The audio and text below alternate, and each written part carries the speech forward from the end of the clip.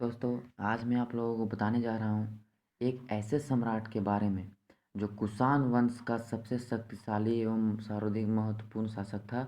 उसका नाम है कनिष्क।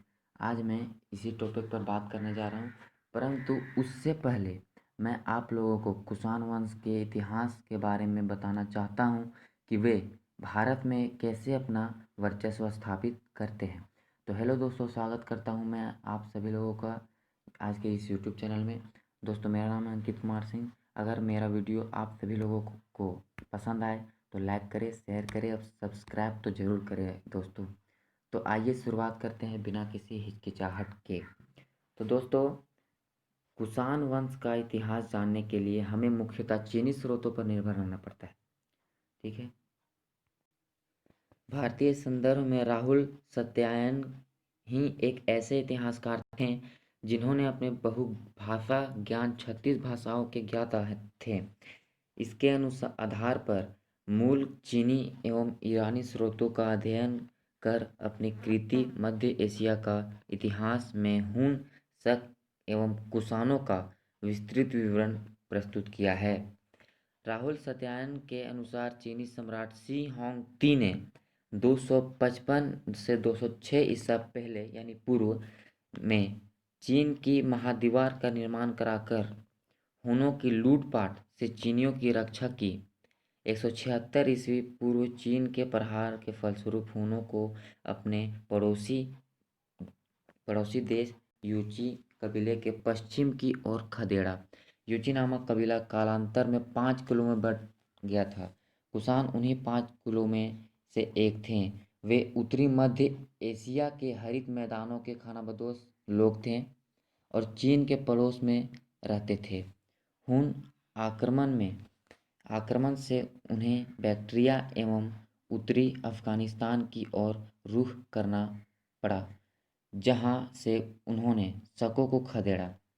धीरे धीरे वे काबुल घाटी की ओर बढ़े और हिंदू कुश पार करके गांधार पर कब्जा किया और वहाँ से यूनानियों एवं पल्लवों को खदेड़कर अपनी सत्ता जमाई।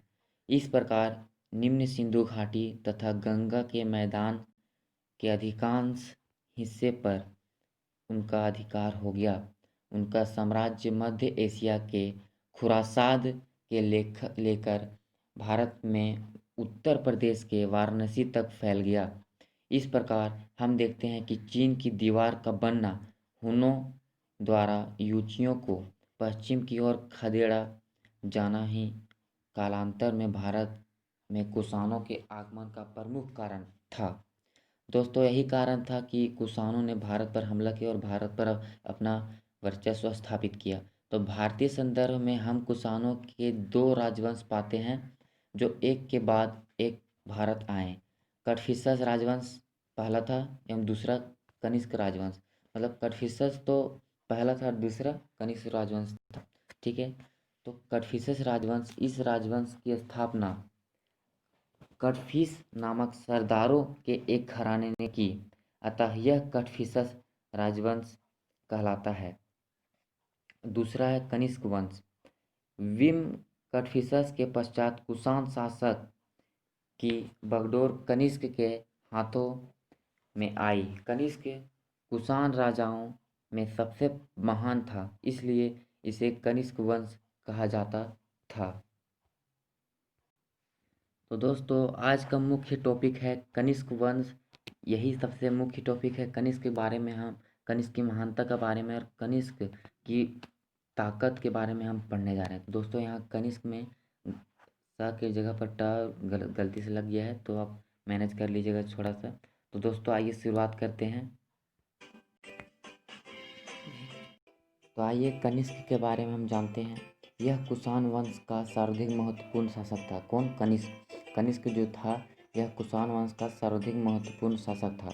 इसके 12 अभिलेख तथा कई स्वर्ण एवं ताम्र मुद्राएं पाई गई हैं। पेशावर इसकी राजधानी थी।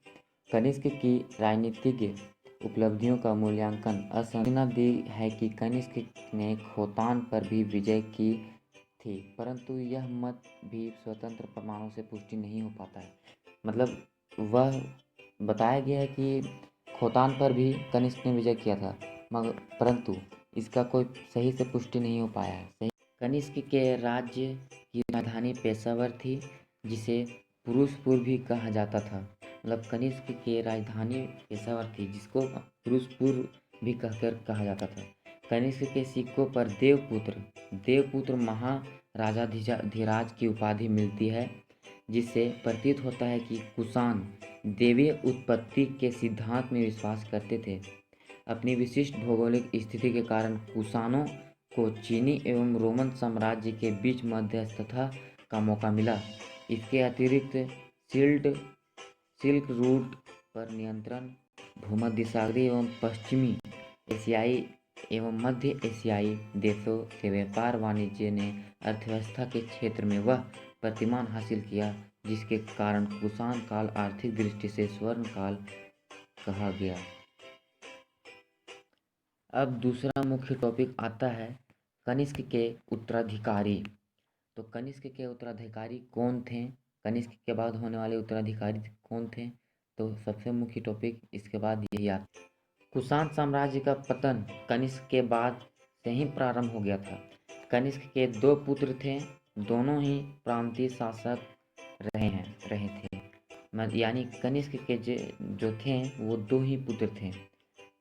कनिष्क के जीवन काल में ही मर गया था, यानी वाशिष्ठ कनिष्क के जीवन काल में ही मर गया था। परंतु कुछ विद्वानों के अनुसार कनिष्क के बाद वाशिष्ठ शासक बना था। फिर कनिष्क के जो दो पुत्र थे उसका नाम है हुविस्क और वासुदेव। वाशिष्ठ के बाद हुविस्क गद्दी पर बैठा। इसके सिक्के एवं अभिलेख भी मिलते हैं। कल्हण के अनुसार उसने कश्मीर में हुविस्कपुर नामक नगर की स्थापना की। यह बौद्ध धर्मानुयायी था एवं मथुरा में इसके एक बौद्ध विहार बनवाया था।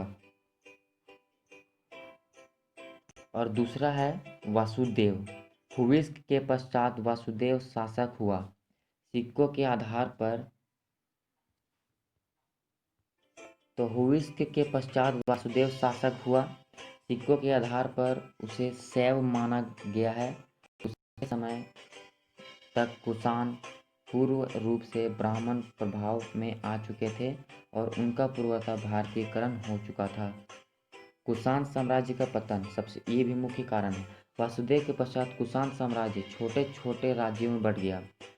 वस्तुतः कनिष्क के पश्चात इस वंश में कोई भी ऐसा शासक नहीं हुआ जो इतने विशाल साम्राज्य को अक्षुण्ण बनाए रख सका।